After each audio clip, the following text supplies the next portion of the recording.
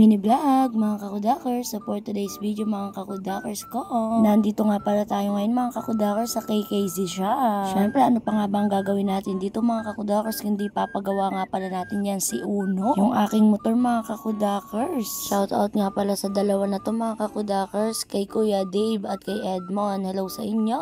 Syempre shout out din nga po pala sa may-ari ng KKZ shop, kay Kuya King. Grabe mga kakudakers, nakakalungkot talaga pagka ganito nasisiraan ng motor.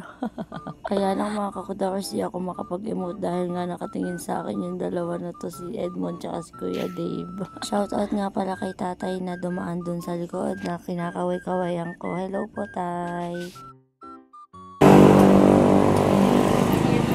Hi guys, itong KKZ shop nga pala natin, lilipat tayo, di ba alam? Update ka lang kayo ni Kakudakers sa next video. Thanks! Mabalik nga pala tayo dito mga kakudakers kay Uno. Ayan nga pala mga kakudakers, sinisimulan na nga pala si Uno. Binabaklas or babaklasin na nga pala dito si Uno mga kakudakers. Ang kawawa na naman yung Uno ko. Pagkabaklas nga pala kay Uno mga kakudakers, ayan agad ang bumungad sa amin mga kakudakers. Tingnan nyo, kawawa talaga si Uno. Hello kuya, kamusta? Kaway ka pare! Kaway po.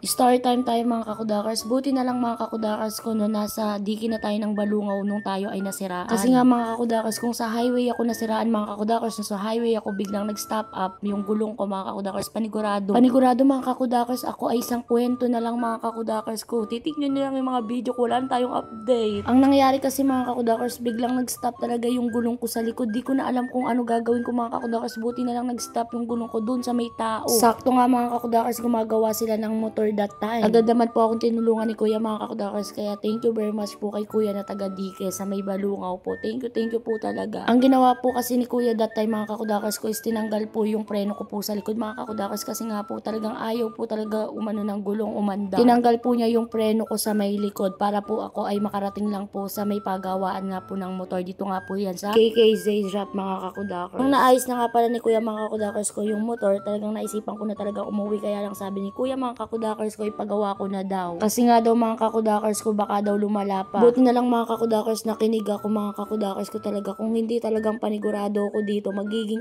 kwento na lang talaga si kakudakers nyo. Kaya thank you very much po talaga kay Kuya na taga Balungaw sa may Dike. Mabalik nga pala tayo dito sa video mga kakudakers. Nakikita nyo naman po na may dumarating pa mga customer, kaya lang di ko po sure kung dito po talaga sila pupunta. So yun nga mga kakudakers, tapos na nga palang ayusin si Uno mga kakudakers. Okay na uli si Uno mga kakudakers. I'm so happy na talaga. Thank you very much nga po pala sa KKZ shop. Ayan, at okay na ang aking Uno. Titignan yung ganyan yung mga tauhan ng KKZ shop mga kakudakers. Ganyan po talaga yan.